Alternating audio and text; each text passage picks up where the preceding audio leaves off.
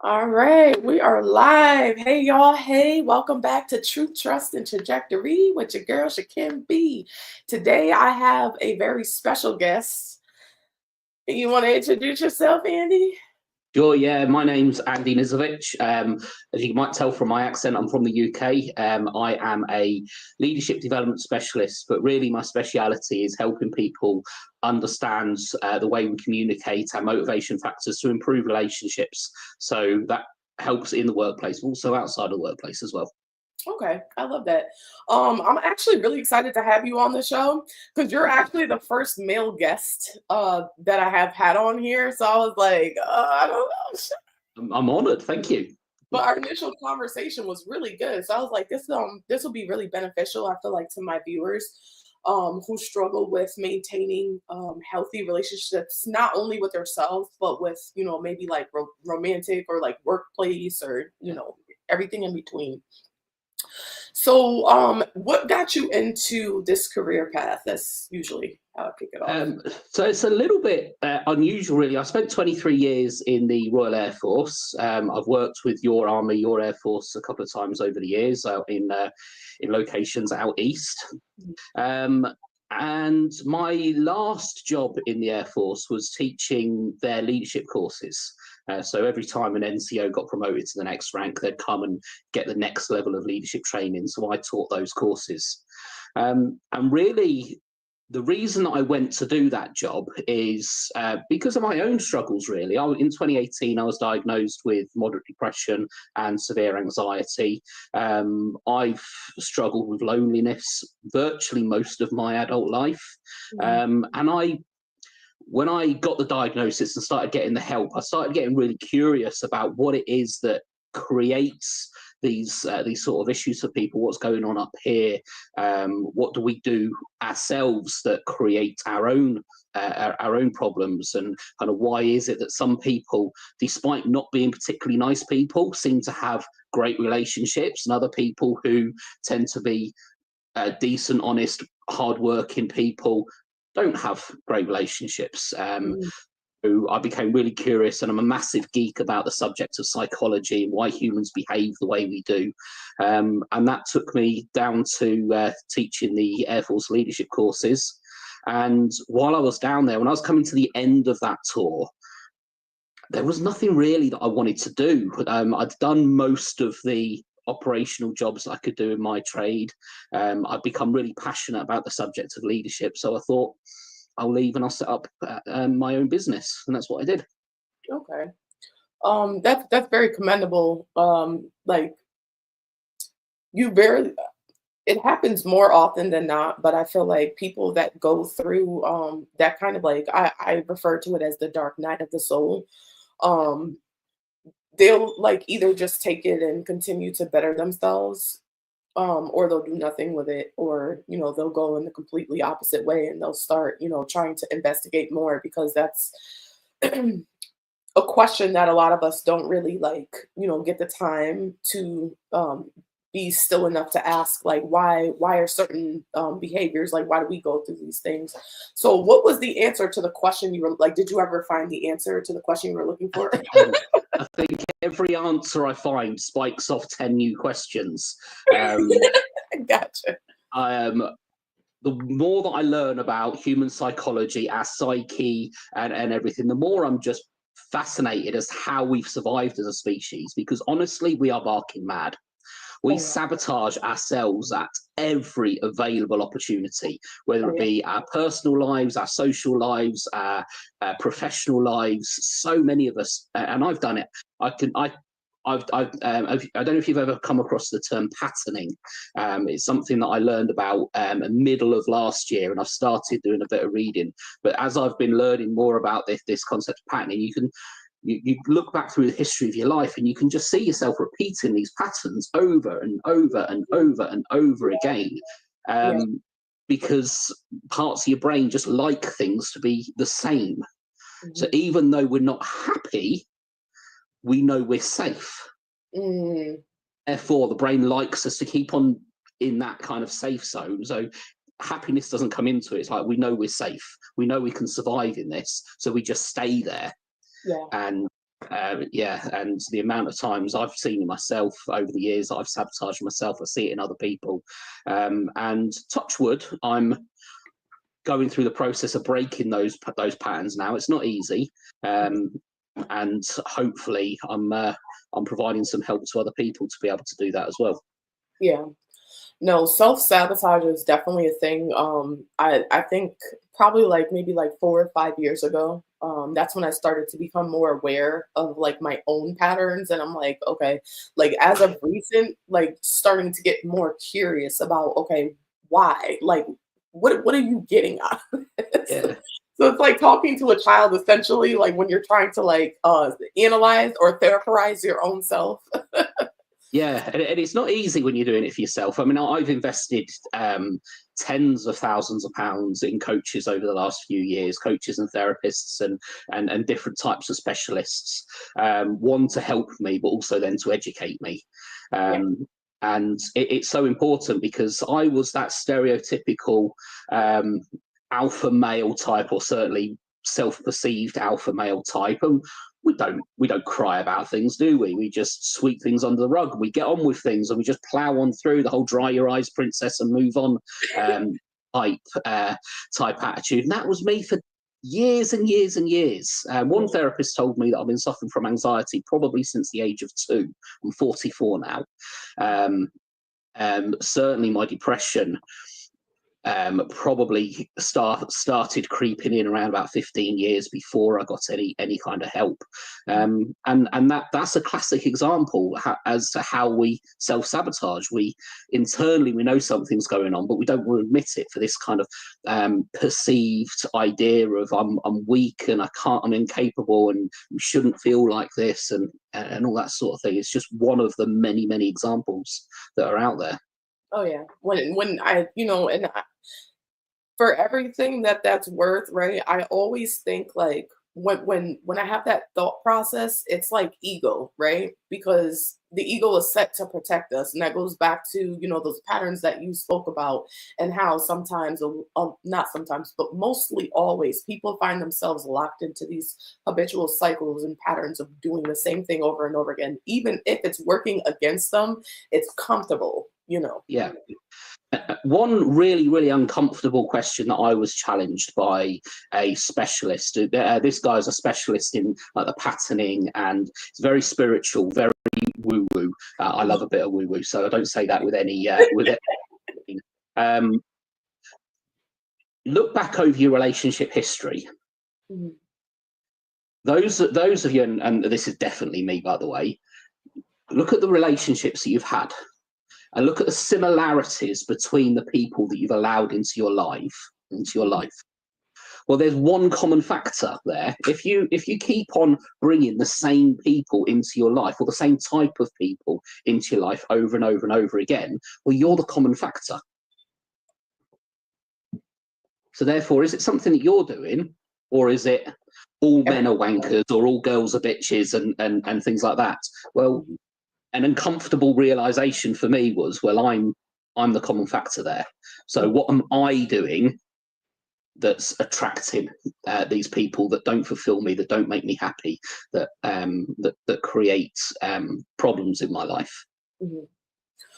So, what are some of the things that you would recommend or suggest for people that find themselves, especially when it comes to like relationships, locked in these patterns or these toxic cycles that they keep kind of self-perpetuating? Well, what's the classic thing that people say when they leave a relationship, particularly a toxic relationship, is I'm going to work on myself first. To work on myself and before I start dating other people. But then, I mean, I know out in the States, you guys are much more into coaching and therapy and counselling and things like that. You're far more accepting of that sort of thing, certainly than we are in the UK. Anyway, the UK we're getting better. But we're kind of behind the drag curve when it comes to accepting that sort of thing. So this might not necessarily apply to all of your audience, but I bet there's a large number that this does apply to. Okay. I'm going to work on myself, and then the behaviour is they do nothing until they re-normal until life just becomes normal. But by nothing, I don't mean just stay in and not do anything. They'll reattach with friends and family, and remain in the same sort of environment with the same sort of people around themselves, and then wait until everything just feels normal and feels calm again, and then go and attract exactly the same sort of person as they had last time. Spend some months, a couple of years within that relationship, and then repeat. So the initial C, that I'm going to work on myself, now that's really important, but it's the how are you working on yourself? Yes, going getting on a diet, going to the gym, improve your health and things like that. But actually the pattern in the kind of self-perpetuating, self-sabotage type behavior comes from up here. It doesn't come from the size of your belly or how big your pecs are or how tight your ass is and things like that. That's lovely surface level stuff. I'm not going to criticize anybody for doing it. I wish I had a smaller belly and bigger biceps and things like that. But really, the big difference comes from what's going on up here. And if we can kind of understand what's going on up here, then we can start understanding other people as well. So the way that people communicate, I can't tell you the number of times I've fallen out with friends, with partners, with family members, just because we've misunderstood what each other are saying.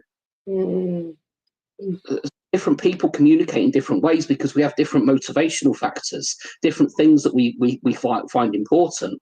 So that person who's a go-getter, that's all about getting results and making the sale or solving a problem and that sort of thing, they show love by making the money or problem. That's how they show love. That's their motivational factors.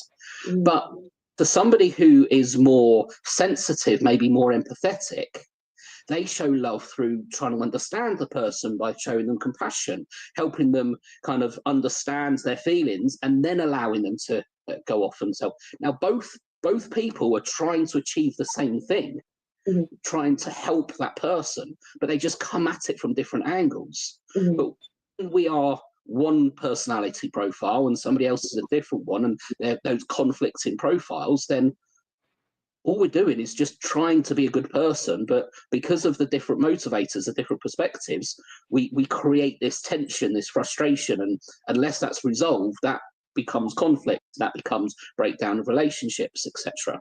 But when we can sort of understand, right, what is it going on with us? What are our internal, our intrinsic core motivators? How do we like to communicate? How do other people like to communicate? What are other people's perspectives? Then we can start to ask the right kind of questions. Like, what is it that I'm trying to achieve? What is it that they're trying to achieve? And then we can start finding the middle ground. Okay. So just to go a little deeper, because you had mentioned about the importance of understanding one's own motives, thoughts, process, like all of that. Like you have to, it starts within. But I don't think like a lot of people, especially from like my own observation, there seems to be a disconnect, right? And I think it's because of the fear of actually going within and having to sit with oneself. So like what would you suggest in that case? Like how would they go about learning themselves? I mean, there are hundreds of different types of personality assessments that are out there. I would caution anybody against the free ones, because most of the free ones that I find, they'll give you very, very basic information, the very basic questions, or they'll let you take the assessment, but they won't give you the results until you've paid your money. So I'd caution against free ones, but there are hundreds out there. I mean, I'm a specialist in two. So I use DISC, DISC. It's very, very popular over here. I don't know if it's particularly popular over there. It's a surface level one, but it looks predominantly at the way that we communicate. So D is for direct, I is for influence, S is for steady, and C is for compliant. So a D, a direct communicator, they tend to be quite blunt, quite direct in the way they speak to people.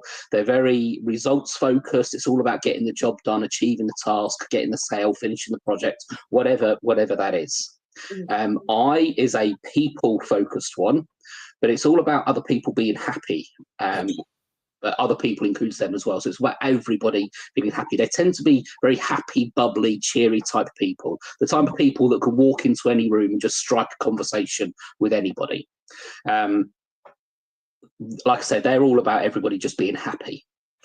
S, the steady or stable is another way of looking at it. They're another people-focused one, but they're more about empathy, understanding, compassion than they are about just everybody getting on, everybody being happy. And the compliance, another word is cautious that they use for it. These are another task-focused profile, but again, it's about process. So each different personality profile has absolute superpowers, but also difficulties with them. So a D-type profile, they will get stuff done. If you need to, if you're in a business and you're struggling, you need to make 20 grand this month in order to make payroll, they will go out and they will make 50 grand. In a relationship, they will just get stuff done. The things that need to be done, they will go out and get them done. However, because they can appear to be quite discompassionate. They don't show a lot of those kind of care and tender type emotions. They don't. It's not that they don't feel them. It's just that they don't necessarily show them outwardly. So they can be a little bit difficult sometimes. The I's, they are great at connecting people. They're great. They're lovely people to have around. They're always going to make you laugh. They're great at kind of getting people connected and getting people together and everybody enjoying themselves. They can be incredibly impulsive. They tend to be doing something, there's all this shiny thing over here, and everything they're working on, it's forgotten because there's this new fun thing over here to go and get done. They're kind of people, if you go to a bar with a high I type personality and it's just you and them and you're chatting at a bar, but then there's hundreds of other people and they want to chat to every single person. So again, there's great and there's difficult. The S, great, very sensitive, very empathetic, great for understanding what other people need. But they will sit in absolute torturous pain and not tell you about it for fear of upsetting you. So if by completely accidentally you're doing something that's causing this person emotional turmoil, pain, if you're expecting too much of them, they won't tell you because they don't want to upset you. The C, so they will quite literally in a business context, in the right kind of business, they'll quite literally keep you out of prison. They will make sure everything is organized. They're the kind of people that will have a list in order to pack a suitcase. Make sure that everything is packed. They will never ever get to an airport without a passport, because everything will be taken care of. But one thing that you can accuse them of is the social skills, the ability to just kind of converse and interact with other people tends to be. So there are absolute superpowers and there are absolute downsides to every single personality profile. So it's not about one being good and one being bad. It's just our personalities. It's who we are. But each different personality profile conflicts with the others. There are more like D and S conflict really badly with each other, and I and C conflict really badly with each other, but each one conflicts with each other. So it's about understanding who we are first of all, but then who are the people around us, in order to be able to kind of recognize those traits so that we can find that middle ground. We can approach situations with understanding. So right, they're not this D, they're not, excuse my language. If a swear word pops out, by the way, is that okay? I curse like a fucking sailor, so go for it, Danny. This D profile, they're not being a dickhead. Yeah. They're just trying to get things done so that once things are done, everybody can relax. That C person who's going through checklist after checklist after checklist, they're not being annoying. They're just making sure that we're not going to make any mistakes. We're not going to have any problems later down the line. Exactly. So now, I know a lot of they come to you because of like more serious trauma within relationships and things like that. But in my experience, a lot of the relationship breaks down. Like I say, personal relationships, professional relationships, the vast majority, they break down just because of these simple misunderstandings. So if we can come to it from a place of just, right, who am I? What are my motivators? What are my preferences? What are they trying to achieve? And just have understanding it, it saves so many problems. And I've seen it happen time and time again where you just adapt your communicational style for the preference of the other person, and suddenly they get you.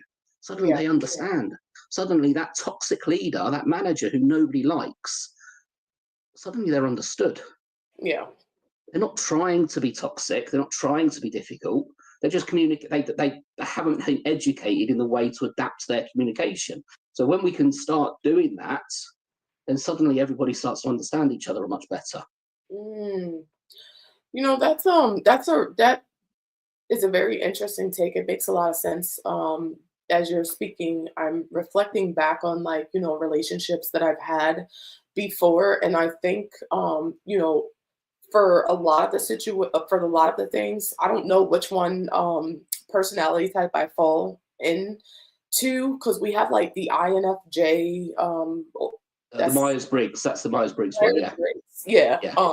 But it's been like a while since I've done that. But I don't know, like, once I feel like, if I've been like slighted on more than one occasion, it's the same thing, and I vocalized it, and it still hasn't changed, then that's when my ego comes in. So now I'm not interested in understanding, because, you're showing me over and over again that you don't give a fuck about, and that's just, it's not the healthiest way to look at things, but that, unfortunately, that's just been my experience. So, like, in that case, what would you suggest? So obviously, what I talked about there was kind of step number one to just kind of get that understanding. Now, I'm not an expert on Myers-Briggs. I have had a Myers-Briggs assessment done on myself before, but I'm not an expert on it. But I do know that if it starts with I, you tend to be an introvert. If it starts with E, then you tend to be an extrovert. That's about as much as I know. The other three letters in there, I don't know enough about to say. Now, because I'm a very introverted person as well. I remember when I did my Myers-Briggs, I was about as far on the introverted scale as it's possible to be. Now, my understanding of introversion versus extroversion for years was, being introverted, that means that I'm shy. That means that I'm not very sociable, that I'm not very good around other people. So that was a story that I told myself for years and years and years. So therefore, because I'm a single person, but also not a particularly good social person, not very good at kind of meeting other people, guess what I did? I stopped trying. And because I told myself that story, I then started to kind of justify why I wouldn't accept an invite, or I wouldn't invite other people to socialize, or if there was one thing that I recognized that was wrong with somebody, that was an excuse to kind of distance myself from them, because I'm not a very people person. I'm not a very social person. And that was a really damaging thing that I did to myself for a long time. And it only really, I found out maybe 3 or 4 years ago, actually what an introvert and what an extrovert actually is. So as an introverted person, and if your Myers-Briggs starts with I, you'll be an introverted person as well. We wake up with a full battery, and then the more time we spend with other people, we radiate our energy to other people. So when we're in situations where we're around other people, particularly if there's lots of people around us, our energy gets sapped quite quickly. Now, think about the type of person you are when you're low energy. Tends to be quite impatient, tends to be quite frustrated. So it's really easy to see faults and problems with other people when you're in that kind of low energy. Right. Extroverts, they get their energy from other people, so they'll approach a situation with a low battery and they'll fill up, and that's why the kind of people can be partying all night, because they're getting all that energy from everybody else. Right. So when it comes to, now this doesn't mean that the situation the other person isn't necessarily doing anything wrong, but what I mean is that when we are introverted people and our energy is being sapped and that sort of thing, when we when we get to that position where we're low energy and our frustration and our impatience starts coming up, we're looking for reasons to leave. We're looking for reasons to kind of push people away from us. So what we look for, we find. So we start to see any kind of minuscule little excuse, suddenly that becomes something for us to latch onto. And this is what I mean about the self-sabotage tendency of human beings, is when we think something, we manifest it. What we think becomes our reality. Yeah. So therefore, if we're trying to find a reason to remove ourselves from a situation, to distance ourselves from somebody, we will find a reason to do it. And then, so therefore that can then create frustration when there didn't need to be any. Whereas actually what I've learned to do over the last few years is tactfully withdraw myself from situations. So I'll go to a social event, I might spend a couple of hours, and then I'll take myself away. So I'll say I'll go to a social event between 8 and 10. Or if it's an all-day event, because I go to quite a lot of business events, I'll go there in the morning, and then I'll look for the break times. But I'll purposely find half an hour where I can just kind of take myself away from everybody, just sort myself out, maybe have a drink, have something to eat, just a bit of time by myself, and then go back in, because that gives me that opportunity to recharge, and then I'm far more sociable. Exactly. And therefore, what I found is my relationships have improved no end. I'm able to recognize when people are just people I don't want to be around. But those times where I'm trying to find a reason to distance myself from somebody, the number of times that's happened is absolutely plummeted, just because I'm looking after my energy far better. Yeah. And I think that's definitely good housekeeping as a tool for anyone that has problems setting boundaries. That is definitely absolute most, and it does come from being able to understand your needs first and foremost, above all, and then it makes it easier to be able to understand everybody else and their needs as well. So. Yeah. I had a question as far as relationships, right? So if you have like maybe two different personality types that essentially would clash, right? Do you have any tools or advice or suggestions as to how to better understand the other person? And I know it starts with understanding one first, right? But let's say you have two people, because up here in New York, I don't know, people are very egoistic. And that's probably everywhere, right? But I haven't been everywhere. I've lived up here most of my life, and it's just all about ego, right? So it's very seldom that you're going to find a partner up here that is understanding of anything outside of themselves, because a lot of times they don't even understand themselves, right? Good 99% of the population don't have that much self-awareness. Yeah. I've been on a personal development journey for about 6 years now, and I'd say I've gone from about 0.001% self-awareness to about 0.025% self-awareness, because the vast majority of who we are is subconscious. Oh yeah. Oh, yeah. Here's the thing, those different personality profiles, well, yes, they do all conflict, but when you've got the blend of different personalities, whether it be in a couple or in the workplace, whatever, once you can figure out how to work with each other, that becomes a huge superpower. So let's take in a relationship, in a romantic and intimate relationship, you've got one person who's a D type profile, very direct, quite domineering, goes and get, and you've got that S type profile. Now, a D versus an S, one of the reasons in a couple, because the D profile is naturally quite a domineering profile, and the S profile is the type of profile that doesn't like to tell anybody that they're upsetting them. Guess who's gonna have all the power in that relationship? Man or woman doesn't matter, by the way. It's personality profile. I've not done a study on this, but if I was a betting man, which I'm not, I would bet that there's probably more men that are Ds and more women that are an S's. If you think about masculine versus feminine energy, there's probably more male Ds and female S's, but I've not done a study. That's a pure speculation. But yeah, that D profile is going to be the domineering. Now, that doesn't mean they're trying to be domineering.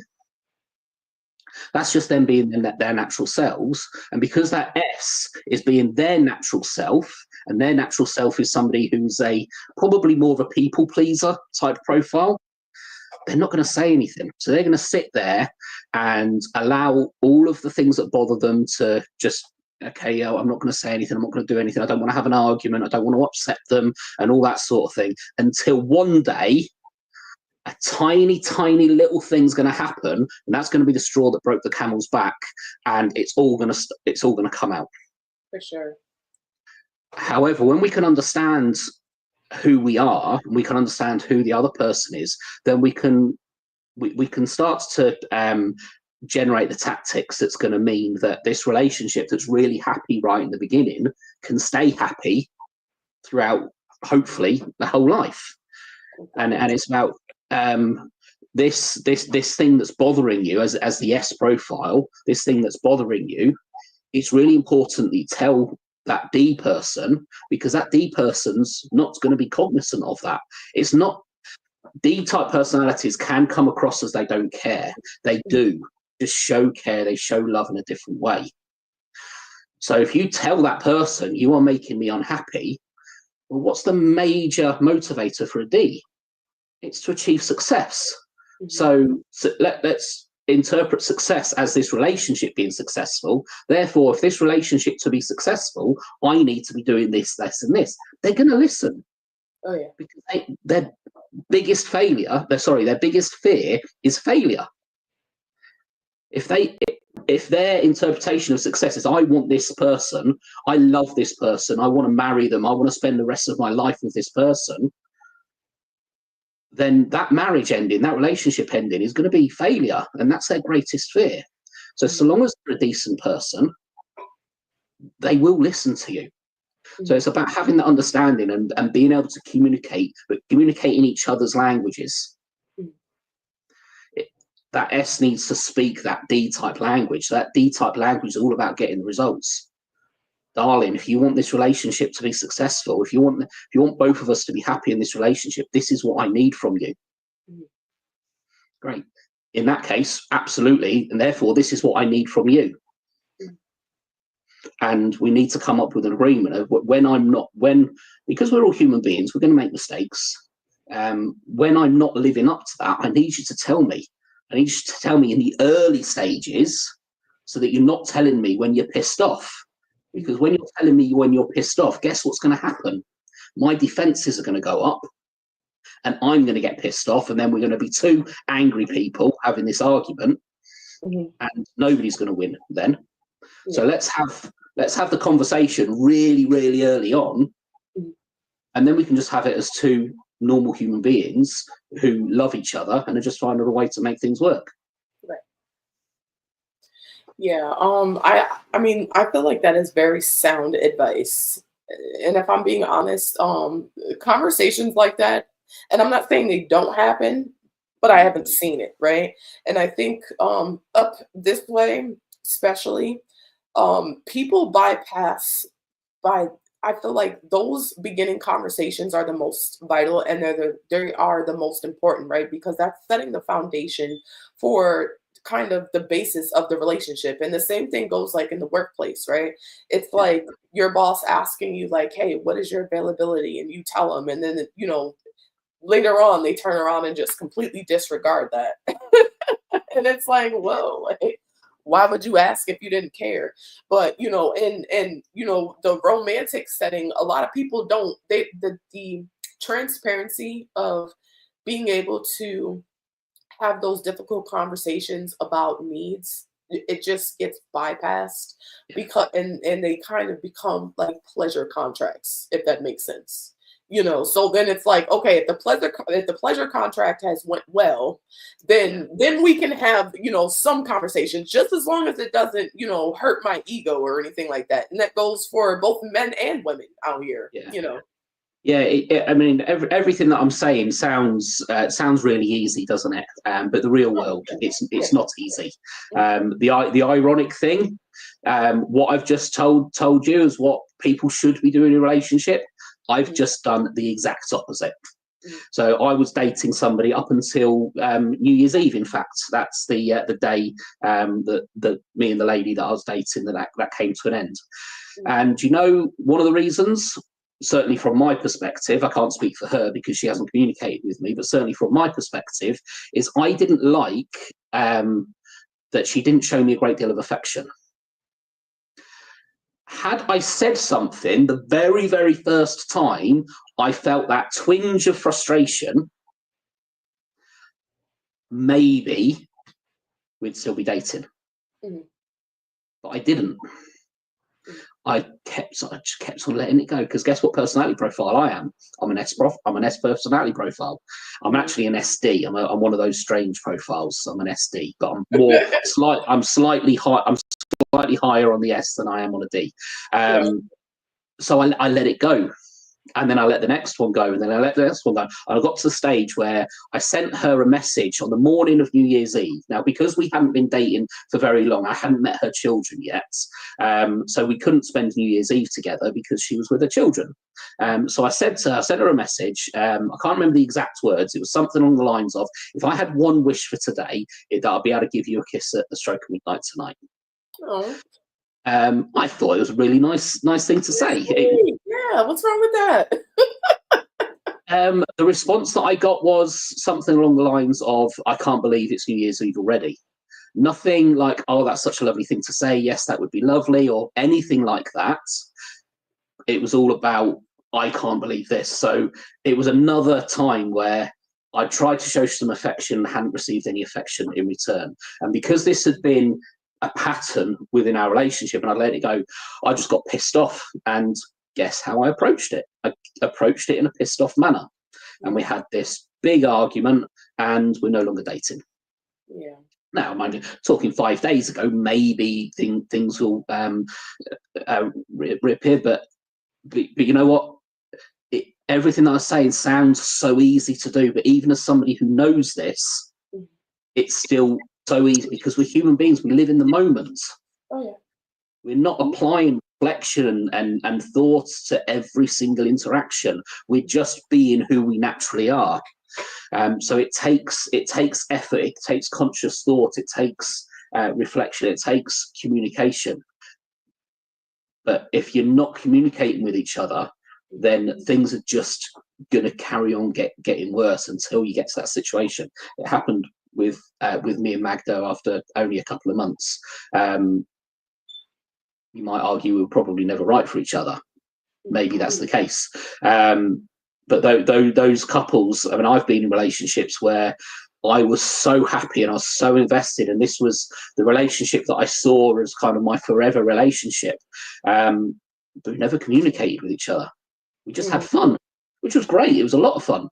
But we didn't hold those kind of difficult conversations. I say, this is what I need in this relationship. In order for me to be happy in this relationship, this is what I need. What do you need in order to be happy in this relationship? And sometimes that's not needed, because sometimes people get lucky and they just find somebody who does everything naturally that the other person needs in a relationship. And that is such a lovely, when that happens, that is such a lovely thing. They're going to have arguments and they're going to have fallings out, because every relationship does. But they're always going to be able to find a way back to love, because who they naturally are fulfills what. But actually the chances are that those are very few and far between. That's why divorce rates are so high these days. It's because we have to communicate. We have to figure out, right, if we want this relationship to be a success, this is what I need. So I've learned about myself. I need to be shown affection. That's what I need. Now, boundaries, everybody talks about, all relationship coaches talk about boundaries are really, really important. You've got to have boundaries. You've got to be able to to say what it is that you need. But if you're allowed to have boundaries, if you're allowed to say what you need, so is the other person. Oh, yeah. And so in some of the relationships that I've had, I've been guilty of it. They've been guilty of it. But also some of the relationships that I've seen with my friends, with family, with people at work, things like that. That doesn't happen. That kind of appreciation doesn't exist. Yeah.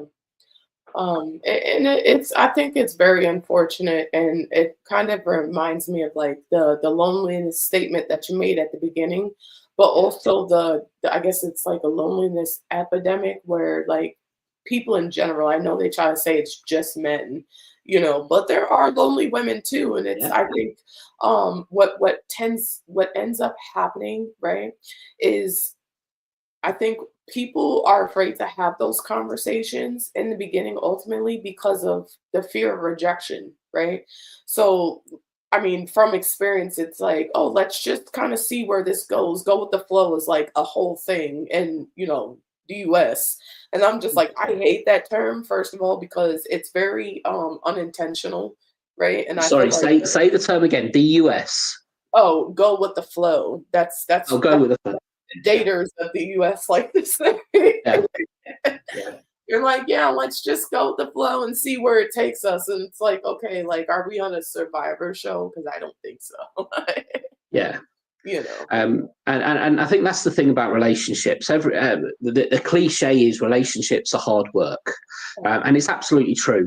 But if we just stop at that, it doesn't actually help us. That kind of cliche, that saying doesn't actually help, because, okay, yes, they're hard work and I found somebody, I'm willing to do the hard work. But what exactly is it that's the hard work? Because we can look at, okay, allowing somebody to like maintain their hobbies and relationships with their friends, really, really important. But that's a normal thing, isn't it? Because if you're not allowing your partner to have relationships with their friends, then guess what? You're a controlling person, and that's not a good thing. So we can wipe that away. What about gender roles within the household? Mhm. Well, if history has taught us anything, then that's actually a really, really bad idea. Oh, I'm going to caveat that, actually. I think it's important to have roles within the household, mhm. but not necessarily gender-based roles. I agree. So again, we can wipe that away. So what is the work that we need to do? Mhm. Well, the work that we need to do is kind of understand, right, what is the intrinsic core personality of the people, because our hobbies, our interests, the way that we like to spend our time, the TV shows that we like to watch, that sort of thing, that's all surface level stuff. None of that matters. Even if you look at things like your politics, your religion, and things like that, actually none of that matters when it comes down to understanding who that person is at their core, because a lot of that is environmental. A lot of our hobbies, our interests, our beliefs, and that sort of thing are environmental. When we can understand what our core values are, who we are deep down in our core, then we stand a much, much better chance of finding that equilibrium, that happiness in the relationship. And again, whether it be a personal relationship, whether it be a romantic relationship, whether it be a professional relationship, when we can do that work to understand ourselves, and we can do the work to recognize the traits within other people, then we can start deciding, right, that is a person I want to build a good relationship with. So therefore, I'm going to give that person what they need in order for them to be happy in the relationship. And when that other person also does that work, then they can give us what we need to be happy. And, I can't think of a better way of being in a relationship when both parties are doing what the other person needs in order to be happy, not what they need. It's definitely compromise. I feel like that is the most important part, right? Because like you said earlier, as far as like personality types, there are so many different, right? So just keeping in mind the other person, and if you do value that person enough, then being able to compromise should naturally be a part of it. Like just like when you go to work, they might ask you to do something that's like not even in your pay grade. And then you Yeah. can either say no, that's above me, and then they'll be like, okay, bye. Or Yeah, well, they'll hopefully they won't be, because if you've got a contract of employment, but actually, and you're getting into kind of my leadership realm here. Is one of these subjects that really gets me going is when your boss asks you to do something that's above your pay grade. There are two ways of looking at it. You can either look at it as, no, that's not my job, I'm not getting paid for that, or you can look at it as an investment in your future.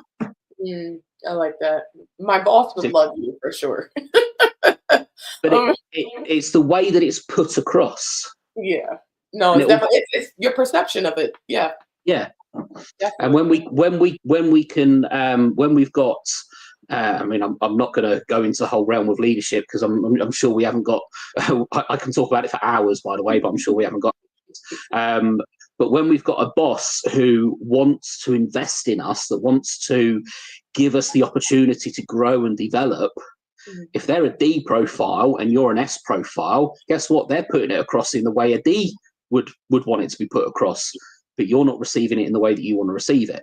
Yeah. So therefore, straight away, there's a conflict. There's tension there. So again, as managers, it's really important that we understand, right, what are the motivational factors of our team. Gen Z gets so much bad rep these days. I've contributed to a couple of articles for US-based media a couple of times last year, and there's so much bad press that Gen Z gets. Some of it deserved. Most of it is absolute nonsense. Gen Zs can be just as loyal as anybody. Motivation, the generational motivational factors for Gen Z are very, very different to your Gen X's, your baby boomers, even to your millennials. They're just different motivators. And society has evolved far faster than at any point in our history. So the difference between a Gen Z and a millennial is significantly bigger than the difference between a millennial and a Gen X. Exactly. Which is one of the reasons why there's so much kind of bad press, or people criticizing Gen Z so much, is because it's just motivational factors. We find out what they're motivated by. They can be just as loyal, just as hardworking, just as willing to put the extra shift in, the long hours, the extra work as anybody. You've just got to find what motivates them. Yeah. That's really deep, because it just made me think of like not in the workplace, but like as far as like dating people, or relationships are concerned. I think the same thing could be said true, right? Yeah, not definitely. with like that particular, because I don't know what I don't know, but I'm just saying, like, just depending on so I think the last thing that I wanted to kind of just get into was like more depth on the mental health part of it, right? And being able to sustain um, meaningful relationships. And you had already covered, like, being able to be self-aware and therefore being able to be aware of other people. But I think just from your experience, and I feel like this has been like a trending topic for the last week, is just mental health and getting people on board with understanding the importance of mental health, like men especially, just in general, like in the United States. And I'm not saying there are no men that don't, because there are those that do take mental health very seriously, as well as being accountable and being self-aware. But there are a lot of them that they're just like, oh, I don't need a therapist, that's a waste of money, or I don't need therapy because I have my friends. You mean your friends that are coercing you to do stupid shit to sabotage your relationship? Those friends? There's a great saying. I think it's by a woman named Maya Angelou. I think it's her, but I'm not 100%. But it's, you are the sum of the 5 people that you spend the most time with. Oh, I didn't hear that. I think it's a Maya Angelou saying, but I won't. I don't want to be quoted as it being her. If any of your listeners, any of your viewers know that I'm wrong and know who it is, please put it in the comments so the right person can get the right credit. But when you're the thing that reminded me of that is when you said you got those friends that are coercing you to do stupid shit. Well, again, often our friends are a product of our environment. It's where we grew up. It's where we went to school. It's the people that we work with and things like that. We don't have a great deal of opportunity to meet people other than the people that are directly around us. Now, if we're lucky and those people that are around us are people that want the best for you, then great. But often people don't want what's best for you. People want what's best for them. And that's a really harsh thing to say, but actually it's really true. Very true. Yeah. People are That person that's pushing you to go to the pub when you don't want to because you've got an important meeting the next day. Who are they pushing you for? Are they pushing you for you to have a good time, or are they pushing you for them to have a good time? And we don't even need to look at things as low level as just going to the pub. There's all sorts of really extreme behaviours and substances that people get pushed into doing it. People that are pushing you to do something you don't want to do, they're not thinking of what's best for you. They're thinking of what's best for them. So when we are the sum of the 5 people that we spend the most time with, if we're spending time with people that are pushing you, then because they're not good people, guess what? We're probably not being good people either. If we can find a community of people that want the best for you, that are supportive, then we become that as well. So the mental health is I'm not a mental health specialist. My knowledge of mental health comes from my own experiences, my own treatment, and self-education that I've done. Now, self-education is good, but it's not perfect because we interpret things the way we want to interpret it, not the way it was actually meant. So I just want to put that caveat out there right from the beginning. But in my experience, there is a lot of mental health that can be very, very easily dealt with. So I'm going to give you an example of mine. As a natural introvert, as somebody who thought introversion was shyness, that was become my story. So guess what? I didn't socialize all that much. So I never did a lot that brought me joy. For the vast majority of life, the only person that ever brought me joy was my daughter. But because for large portions of her life we lived in different cities, I didn't see her every day. So I used to save up all my money and all my time, and I'd see her every 2 weeks, and that would be the time that I got joy, I got happiness. But for 12 out of 14 days, apart from going to work, I was by myself.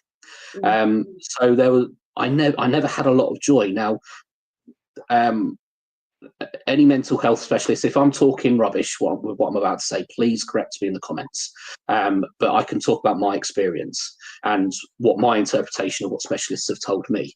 Because I never did a great deal to enjoy myself, I never produced a lot of serotonin, a lot of the chemical that just brings happiness, brings joy, and that sort of thing. It's also a great community chemical. It's a chemical that helps us connect with other people and create great relationships. But because I spent a lot of time on my own, not doing things that brought me joy, brought me happiness, I stopped producing this serotonin for long periods. Those serotonin producers then get dried up, they get crusty. So then when we are doing things that enjoy us, we don't produce as much of it because the producers are dried up, they're crusty, they're not operating efficiently. So therefore I spend even less time doing that because I'm not enjoying it as much as I used to, which over time, and that's why sertraline is the medication that I was on. It just strips away the dried crustiness on those serotonin producers so that I can produce it. So now I'm aware I'm looking at it from a very simplistic point of view, but this is one of the things that we do to ourselves because of the story that we tell ourselves. I told myself a story that I was shy, that I wasn't very good at socializing with people, so I stopped doing it. So I manifested a lot of my own problems because of the story that I told myself. And the story that I told myself was based on misinformation. It makes me wonder just how many people out there are struggling because of a story that they tell themselves that's based on misinformation. And And then if we then start weaving in that kind of alpha male type attitude where I don't need no help and that sort of thing, because that was me for a long time, particularly being in the military. I didn't want to be labeled as the basket case and things like that. We create our now.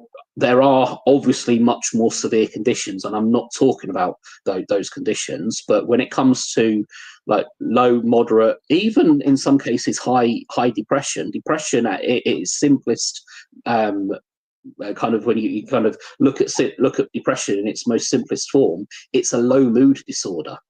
Mm-hmm. So if we're not doing things that create positivity in our lives, then we're putting ourselves at risk of a low mood disorder. Mm-hmm. So actually, when we're feeling down, one of the worst things that we can do is shut ourselves away. Mm-hmm. We're feeling down. What do we want to do? We want to shut ourselves away. But this is how one of the many ways that we self-sabotage as human beings is because we shut ourselves away when we're feeling down. But actually, that's the worst thing we can do. When we're feeling down, if we can surround ourselves with people who make us feel good, that bring us up, then that solves a hell of a lot of problems. It's not always possible because it relies on you having those people in your life. But it comes back to the point where you saying that if your so-called friends are those people that are just coercing you to do stuff that makes you feel really shitty, then guess what? It's just another layer. It's another thing that's kind of feeding that. And for me, this is one of the reasons why there are so many cases of poor mental health out there. I think the last study that I saw was 2024, was 1 in 3 people are currently suffering from some sort of mental health illness. 1 in 3 people. I would guess it's probably even more than that, because that's only the people that have admitted it. Oh yeah, for sure. For sure. It used to be 1 in 3 have at some point in their life. It's now 1 in 3 are currently. I guess it's even more than that. But how many of that 1/3 of the population are people that, if they understood themselves better, if they surrounded themselves with people who love them and want the best for them, who support them, how many of those people wouldn't form those statistics, wouldn't be sitting in pain and suffering at the moment? I was lucky. I had my intervention when I was at moderate depression. I hate to imagine what my life had been like if it was actually a boss who made me look in the mirror and almost forced me to get some help. But thank God he did, because if I had allowed it to keep on going until I got to that kind of severe level, who knows where my life would have gone and what I would have done. So for me, education is just so important. Finding out who we are, really reflecting and challenging ourselves. The people around us, do they want what's best for me, or do they want what's best for them? And that's a really, really difficult question to ask yourself. It's a really difficult thing to be honest about. But when we can find out, right, who are we at our core? Are the people around us feeding that, or are they tearing away from that? When we can find our people, our community, the community that we feel safe within, the community that we can be who we naturally are, where we don't have to adapt to fit in, then for me, the well-being of the human race will absolutely skyrocket. Oh yeah. I definitely agree. I think a lot of people, in my experience, for one, have either been that person that, it all comes from a place of love for me, though, but it can easily be misinterpreted. So, depending on who you ask, they'll be like, oh yeah, she was controlling because, I was the girlfriend showing up at, the after hours spot at 2 o'clock in the morning, dragging my boyfriend out. You got to go to work in 3 hours. Yeah. The friends that got him there, they don't care. They don't care about, the fact that he has a job and that he shouldn't be showing up, intoxicated. They don't give a shit about that. you know, No, they give a shit about having a good time themselves. having a good time with him. You know, needless to Yeah. say, I'm not together anymore. But you know, you get tired of the same old routine. But Andy, where can the audience find you if they want to connect? So the platform that I'm most prevalent on is on LinkedIn, but I am on Facebook as well. My name, if people is spelt just there. Certainly in the UK. I'm the only Andy Nisevic. It's not the most common of names. My business is called One Degree, WONE Degree, www.onedegree.uk. If people want to have a look on there. But yeah, LinkedIn or Facebook, please do get in touch. If there's anything that I've said that resonates with you, please do. Thank you very much for putting it out there. Please do get in touch. I'll be quite happy to answer any questions that you may have. Absolutely. Well, it was a absolute pleasure having you on here. The conversation was great. I know it was going to be though. We didn't even talk about the masculine and feminine energy that we did in the intro call. We can still talk about it. You want to get into that? I can get into it. I just don't know how long your episodes are likely to be. But if you want me to, I absolutely can. Take it away. One of the things that I'm really passionate about is really understanding kind of masculine versus feminine energy. So it's masculine and feminine. It's not male and female. Generally, men are masculine and women are feminine. However, you do get feminine men and masculine women. It's not binary. Yeah. However, generally speaking, it is. Now, masculine energy is all about getting shit done, fixing problems, getting the results, getting the win. It's very competitive. It's quite aggressive. It's quite direct and domineering. A lot of those kind of D characteristics come into it. Whereas feminine energy is very caring, compassionate. It's about nurturing people. It's about making other people better. Do you remember the old-fashioned saying, behind every great man is an even greater woman? Yeah. That's because that woman nurtured that man in order to become the man that they were capable of being. Now, does it only have to be a man that can be great? No, of course it doesn't. Of course there are fantastic women out there. However, I think as a society we have kind of lost that understanding of what masculine versus feminine energy is.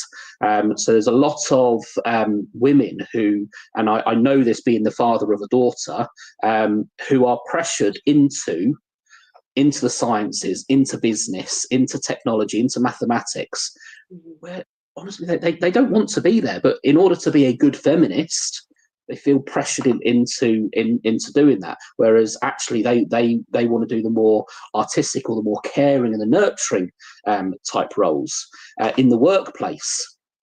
I'm talking to a woman who has a job. Have you ever recognized that if a man acts in one way, they get praised for it? If you act in exactly the same way, you get criticized for it. Yeah.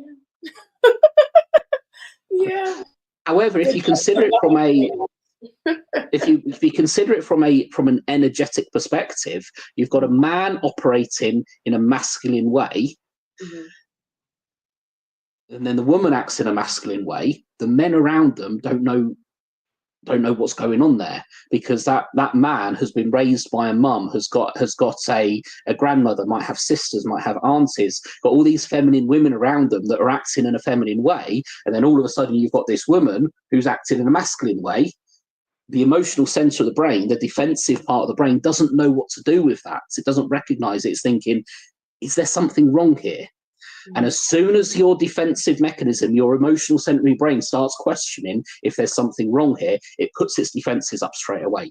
Now, there's no logic, there's no rationale, there's no intelligence, there's not even any language within the emotional center of the brain. So guess what happens? It comes out, oh, she's pushy, she's bitchy, she's this, that, she's the other. It's not fair, it's not right. However, it's happening in a part of the brain where fairness and right and wrong doesn't exist. It's pure defensiveness.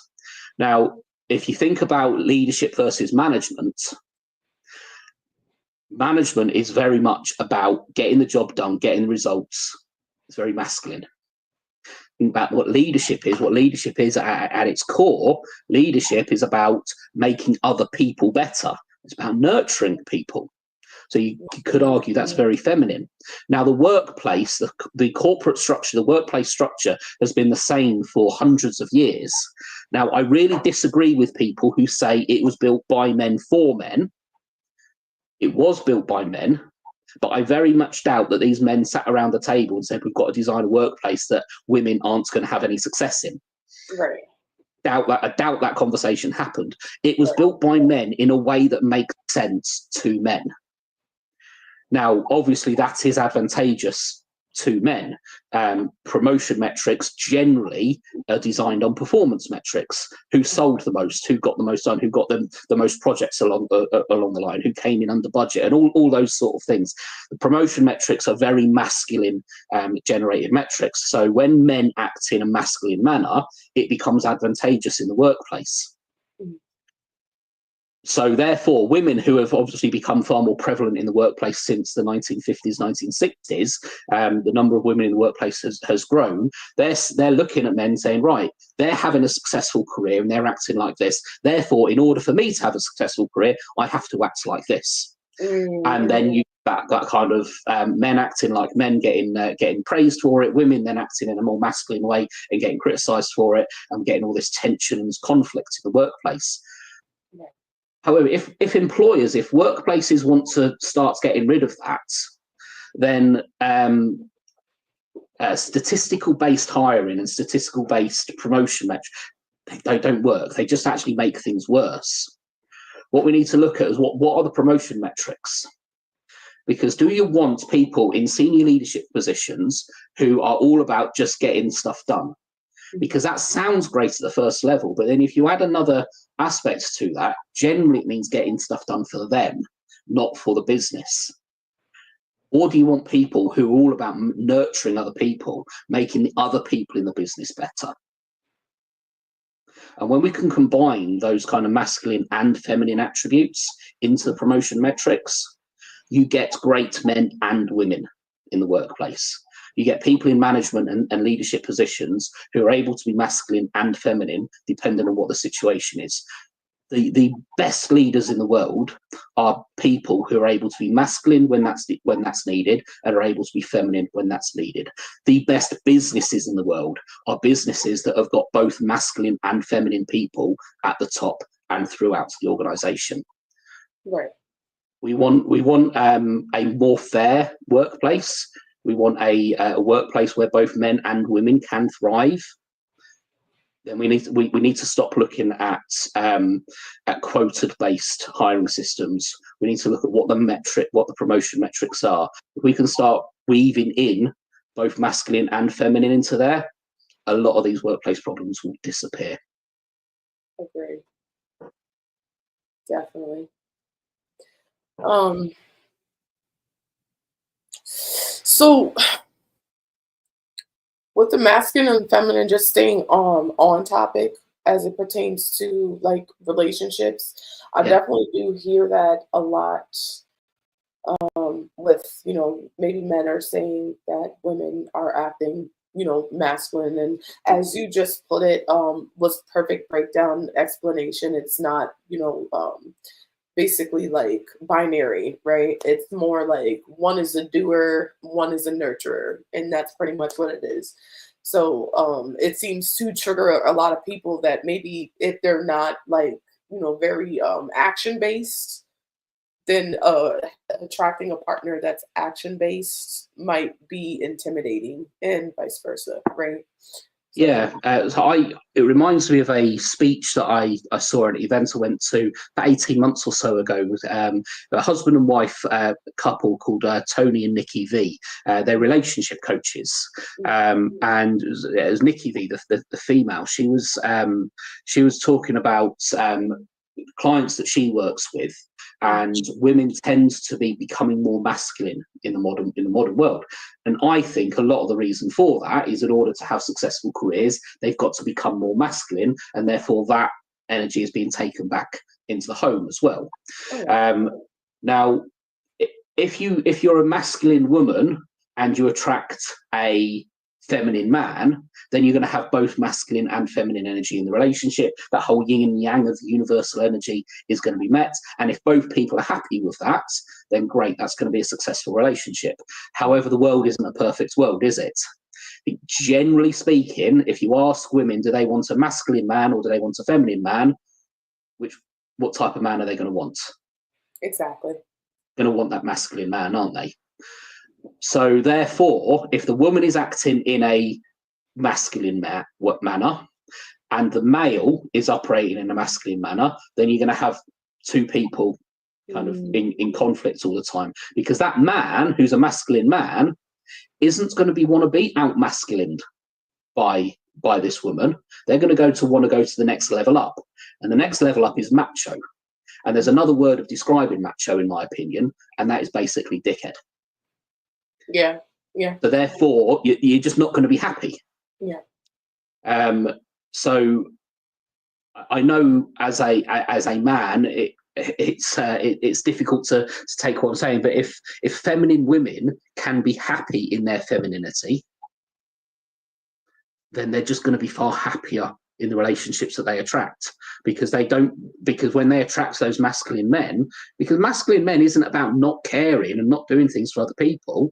It's just a different dynamic. It just shows caring in another way. But if you're pushing your masculine man up into macho, then all of that care, all of that compassion goes away, because it's all about just being a dick. Yeah. So for me, one of the greatest things that we can do in this world is recognize who we are. Yes, personality profiles are great, but are we masculine or are we feminine? And as a man or a woman, depending on what side we fall, we can be happy with what we are, and we can find the person who completes that kind of circle, that yin and yang circle. Then we're gonna stand a far better chance of success. But if you constantly, if as a woman you're constantly trying to operate in a more masculine type energy, then if you're a naturally feminine person and you're operating masculine, you're not going to be happy. Even if you take the man out of the equation, you're not going to be happy, because you're not being your natural self. But then if you're operating in a masculine manner, you're attracted to masculine men, so you bring masculine men, but then each one of you are trying to out masculine each other, then it's just gonna be a recipe for disaster. So if we can understand who we are and be happy with who we are, we stand a far better chance of attracting the people that complete that circle for us, and we're just going to have far happier relationships for it. Yeah. No, that definitely makes sense. I feel like you just gave me a different perspective, because I never looked at it like that. I think up north, especially in the United States, hyper independence in women it's not optional, right? Like, you either have to be, because like no one's running to be like, oh, let me, like, they'll see you with like a bag full of, your arms are full with groceries, and they're not like, oh, let me help you. So it's just like, no one's going to help you. You have to help yourself. So when someone does come in, just from experience, it's not that they're coming to add or to take off some of that pressure, right? It's more or less like they see that you got it on your own, and now they want to come and kind of be a burden to you. And this is not 100%. This is not all of the time, because that doesn't always happen. But I feel like it happens more than it doesn't, if that makes sense. And the unfortunate truth is, what you said is absolutely true. It is becoming more. I don't like, especially as a man, as a nearly middle-aged white man, it's not a great tactic for me to criticize feminism. But I think that my daughter studied socialism, not socialism. Anyway, the social sciences at A level, and she was. There are 8 different types of feminists out there. from you to be a good feminist, you have to become a CEO, all the way through to be a good feminist, you have to be a housewife, cook and clean and look after your husband, and everything in between. So what kind of to be a good feminist? Well, what kind of which definition of feminism is there? But to coin your phrase there, hyper independence, that is a very masculine thing, and I'm seeing a massive trend of people, women in particularly, who have reached late 30s, early 40s, and regret a lot of the decisions that they made. I'm seeing a lot of men, same sort of age group, who are thinking, I'm just tired. I'm exhausted trying to appease that kind of this hyper independence within women, because you know what, I want companionship, I want a relationship, I want partnership. But this woman, because to be a good feminist you have to be independent and be able to do everything yourself, there's a big difference between being capable of doing everything yourself and needing to do everything yourself. I think I love independent women. I don't want somebody who needs me to look after them and take care of them and do everything for them. I want a woman in my life that's capable, but I also want somebody in my life that wants me. Yeah. Sorry, you look like you something happened there. Yeah, I was like, what is that? I just heard something and okay, anyways. I think my neighbors are doing something upstairs. But Right. yeah, I think there's not enough time like to really delve into that, but I feel like that would be a great other episode just because this conversation is coming up, I think, so frequently, and it's getting to the point where probably both sides are just flat out sick and tired. You know, you hear men saying, "Oh, they don't understand women. Women clearly don't understand men," even though I think men are pretty like straightforward, right? It's the thing is, I mean, from what I've experienced, No, I'm laughing because you're right. We are simple creatures. I wouldn't say simple, but what I would say is even if let's say, for example, hypothetically speaking, if I have a lying man, right? I know that I can't trust him to a certain amount, but I trust him to be who he is, right? So in that you have to be able to read between the lines, which requires a whole nother. Now I'm an investigator on top of that, right? Which is a skillful art. I've been practicing since I was what 19, 20.